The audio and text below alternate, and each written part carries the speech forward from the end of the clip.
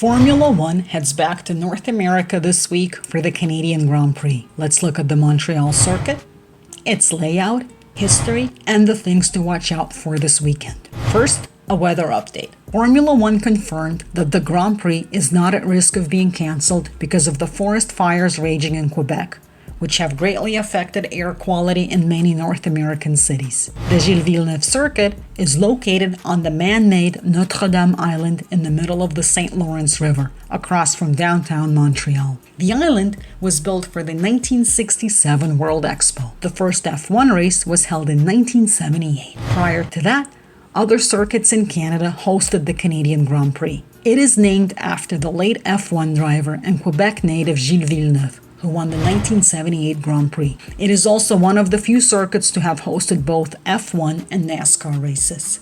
The race was not held in 2020 and 2021 because of the pandemic. The circuit length is about 2.7 miles and has a race distance of 189.7 miles and an average speed of 133 miles per hour. At present, there are 70 laps. The track features 14 turns. It is a low downforce track with many long straights, bumps, and low-speed corners. This results in the circuit being the most demanding on brakes. Yet, it provides several overtaking opportunities. Among them, Turn 10, or the hairpin curve, and the fast final chicane at turns 13-14, which is known as the Wall of Champions, because several world champions have crashed there over the years. Also, the longest race in F1 history was the rain-filled 2011 Canadian Grand Prix. It lasted over 4 hours.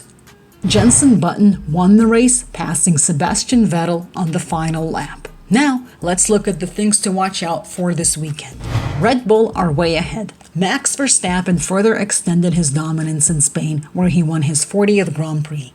He's the defending champion in Montreal. Teammate Checo Perez recovered from a disappointing qualifying performance to finish fourth. He's had several top 10 finishes in Montreal during the past decade, but he will certainly be looking to build upon his 2012 result when he clinched his second career podium, finishing third. There are 53 points separating them in the driver's standings. For the first 6 races this season, Aston Martin were the solid runner-up to Red Bull. Last week, however, Mercedes overtook them in the standings after a double podium in Spain.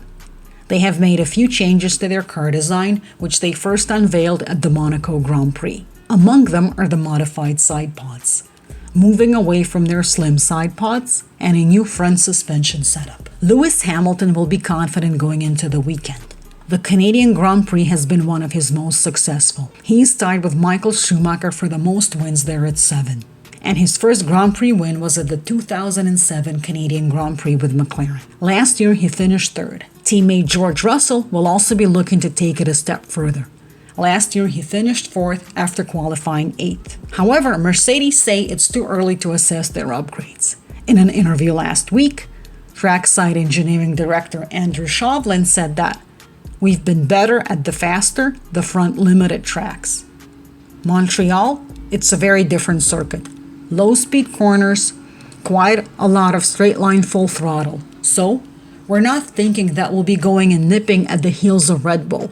We're going in there prepared for a battle with Ferrari, Aston Martin, maybe even Alpine." Aston Martin may have fallen to third in the standings, but they still had another double top 10 finish in Spain. This was the first time this season that Lance Stroll outperformed Fernando Alonso. He will certainly be looking to score a podium in his hometown. Stroll is the only Canadian driver on the grid this season. Aston Martin are set to bring upgrades this weekend. Apparently it was Alonso who encouraged it. They already introduced, among others, tweaked brake ducts in Monaco to increase brake cooling. Potential dark horses? Ferrari are coming off a disappointing weekend in Barcelona where Carlos Sainz qualified second but lost pace, eventually finishing 5th. And teammate Charles Leclerc finished outside the points. The team unveiled new side pods and engine cover in Spain. However, they said that the high-speed Barcelona track isn't the best circuit to showcase their upgrades. Ferrari hold the constructors' record for most Grand Prix wins in Montreal at 14. They're currently 4th in constructor standings with 100 points. And some news which is sure to delight many fans. Daniel Ricciardo will partner Canadian actor and comedian Will Arnett to host a podcast on ESPN2 during the Canadian Grand Prix. This will be the first of 3 podcasts for the duo this year. 2 others will be in the fall in Austin and Las Vegas. The Canadian Grand Prix takes place on Sunday, June 18th. Hope this video helps you get ready for the Canadian Grand Prix. Thanks for watching. Make sure to like this video and consider subscribing to the channel for more great F1 content.